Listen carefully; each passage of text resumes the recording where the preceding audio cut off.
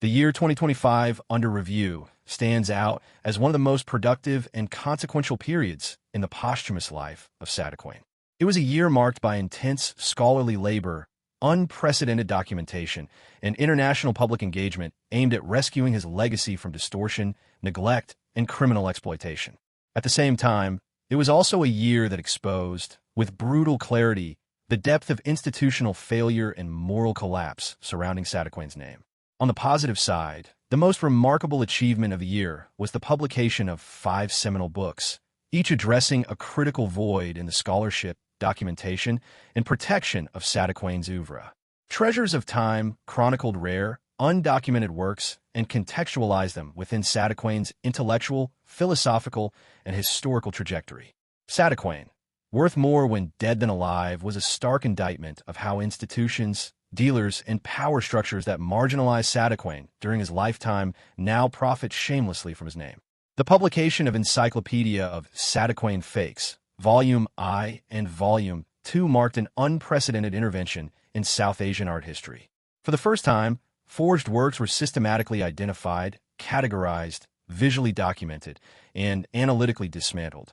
The culmination of this scholarly offensive was the catalog Raisonné, Sadequain Counterfeits and Fakes, a work without precedent in Pakistan's art history. Rather than cataloging authentic works alone, it courageously documented fraudulent ones, providing future scholars, collectors, and institutions with an indispensable tool to distinguish truth from deception. Complementing these publications were 4 exhibitions and book launches held across Islamabad, Los Angeles, and Pasadena, California. These events were not ceremonial gatherings. They were acts of cultural resistance.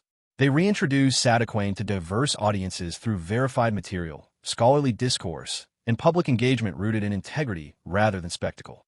Particularly significant was the international outreach in California, which placed Sadequain within a global conversation on modernism, post-colonial identity, and artistic exploitation. These exhibitions restored dignity to his name and reaffirmed that truth, though delayed, can still be asserted with authority. However, the positive achievements of the year were overshadowed by 2 deeply troubling events that exposed the ongoing assault on Sadequain's legacy. On the negative side, 2 fraudulent exhibitions of forged works attributed to Sadequain were staged with alarming audacity and official endorsement.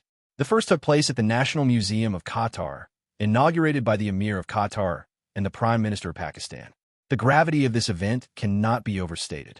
A national museum, an institution entrusted with safeguarding cultural truth, became the venue for the public display of forged works. The presence of the highest state dignitaries lent legitimacy to deception, transforming fraud into state-sanctioned falsehood. It was not merely an exhibition of fake paintings. It was the international laundering of artistic crime. Equally disturbing was the second fraudulent exhibition held at Noor Royal Gallery, Dubai, sponsored by the Pakistan Embassy and endorsed by the Ambassador of Pakistan.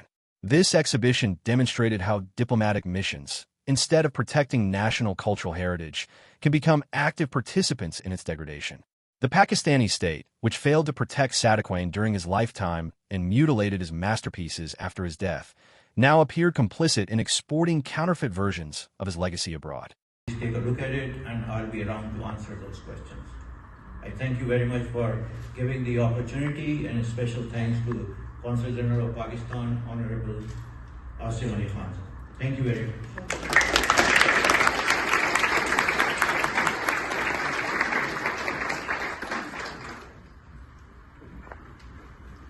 Thank you, Dr. Ahmed.